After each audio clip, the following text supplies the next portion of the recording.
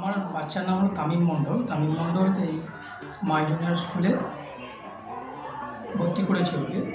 তো ওর বয়স তখন 2 বছর প্লাস, সেই সময় আমরা ভর্তি করেছিলাম এখানে।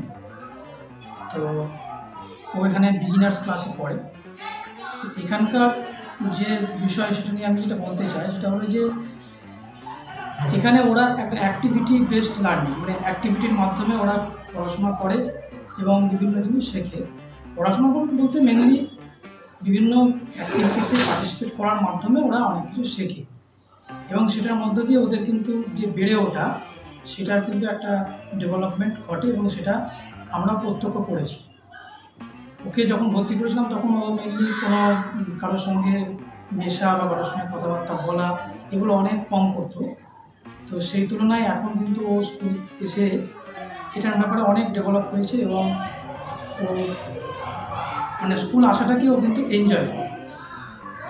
আর এখানকার পজিটিভ দিক বলতে মেনলি যেটা বলবো সেটা হলো যে এখানকার যে ম্যামেরা রয়েছেন তারা কিন্তু খুবই তাদের আচার আচরণ, তাদের বাচ্চাদের সঙ্গে যে বিহেভিয়ার এবং তাদের যে ক্লাস মেনটেন করা এগুলো খুবই দক্ষতার সঙ্গে তারা করেন। এছাড়া ওরা এখানে বিভিন্ন ধরনের সেলিব্রেশন করে। তো সেই সেলিব্রেশনে ওরা যখন পার্টিসিপেট করে সেখান থেকে কিন্তু ওরা অনেক কিছু শেখে।